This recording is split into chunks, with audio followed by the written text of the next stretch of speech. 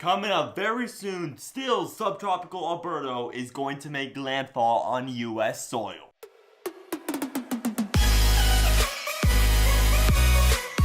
The 2 p.m. advisory from the National Hurricane Center has just been released, and subtropical Alberto is still a subtropical storm. It's still struggling with that dry air and that colder waters of the Gulf of Mexico to become a tropical storm. In the last video, we were talking about Alberto making a landfall in between New Orleans and Pensacola, Florida, but that has completely changed, and now it's from Pensacola, Florida to about Panama City. Over the past 2 days, Alberto has made a little jog to the east, to the east, to the east, and now it's finally starting to turn more north, and it's still actually expected to take a little jolt eastward, which I don't really see happening. But according to the cone of uncertainty, right now Alberto is going to make a landfall in between the Pensacola, Florida and Centrabella, Florida, on along the panhandle of Florida, and there's tropical storm warnings everywhere. Yesterday when I was watching Alberto, there's something peculiar on the tropical storm warnings when it was passing just north of eastern Cuba. A part of the Florida Keys was under a tropical storm warning, but that was only Dry Tortugas. Dry Tortugas is just a little island practically out of nowhere, and it's just a little national park, but that was the only place that was under a tropical storm warning out of the whole entire Keys. I don't even know if it's a part of the Keys. But the tropical storm warnings line up from all the way from Mobile, Alabama, all the way down the Florida coastline to Tampa, Florida. Yes, Tampa, Florida, you're under a tropical storm warning. But with Alberto, all of the convection isn't really equally distributed with the storm, as relatively there's not really much convection or thunderstorms to the west of the circulation, but right at the circulation there's really nothing eastward. So overall, most of the rain is on the eastern side, but when you go down to the micro level of the low pressure, it's trying to wrap into the dry air, and it's not allowing it for no rain on the eastern side. So where Alberto makes landfall to the east of that, that's where you can get all of those winds of 50 to 60 mile per hour, and you could get those 50 to 60 miles per hour winds far out from the center. I haven't said it yet in this video, but it's been raining for the past 3 days almost constant in Miami. We've just gotten a break in a couple hours, but we're gonna get some more storms tonight, and that's practically the situation for the whole state of Florida. The whole state of Florida is gonna get a lot of rain from Alberto, especially where it's gonna make landfall. But even with that, the whole state is under a flash flood watch, and it's gonna get a ton of more rainfall. The chances and the time for Alberto to become a category 1 quick hurricane is diminishing fast. Alberto just can't seem to get away from the fact that it's a subtropical system, and it's fighting the cooler waters of the Gulf of Mexico, because I didn't say this in the last video, but I knew it. If Alberto took the far eastern part of the Gulf of Mexico, which it actually did, not from the previous track, but now it updated, it has, those water temperatures are approximately 3 to 5 degrees cooler than the ones south of Louisiana. Is that affecting the intensity? Of course, along with the drier air mixing into the eastern part of the center. The main problem with Alberto is the rain, and it's going to still be the rain. Even if it was a category 1, the main top issue would be those flash flood watches and warnings, because really category 1 doesn't do that much damage. When I'm talking about the damage of a category 1, I'm talking about the wind damage. There's of course going to be storm surge effects, which there actually still is, even though this is just a tropical storm. All the way from Pensacola Beach to Cedar Key, there's actually storm surge watches and warnings in effect, so you could get indulged in about 2 feet of water from the ocean. Couple that with heavy continuous rainfall bands, the landfall of Alberto is going to be a rainy mess. Alberto's only really going to reach a max potential of around 60 miles per hour, and that's it. If I had to rank the 4 possible threats from subtropical Alberto, number 1 would be the rain and the possible flooding. Number 2 would be the possible tornadoes. Yes, the whole state of Florida could get some tornadoes or water spouts occasionally. Third will be the possible storm surge where Alberto is going to make landfall, and the last thing would be the wind, because the wind really wouldn't matter that much. But the last one would be the wind, because 60 miles per hour, yes, it's a decent amount, it's definitely powerful, but the 60 miles per hour are going to go by like that because Alberto is moving north at 13 miles per hour, but also that it's only going to be contained in those strong bands. Alberto is definitely not an evenly distributed storm, and that's what you really see with tropical storms. They're not evenly distributed, meaning that it's only going to be in certain parts of the storm. But over the next 16 hours before Alberto makes landfall, it's going to slightly strengthen, so look out for that, and it's going to make a landfall in between Pensacola and around Panama City. My bad saying Panama City. I mean, it's going to probably make landfall really close to Panama City, but the range is going to be in between Pensacola and Apalachicola. These colas, man, they get confusing, but I'm going to make an update tomorrow morning before Alberto makes landfall, so look out for that. But I hope anyone's safe in the eye of this storm. Thank you to all of my subscribers, and I'm going to see you tomorrow morning at around 8 a.m. Eastern Time. See you then.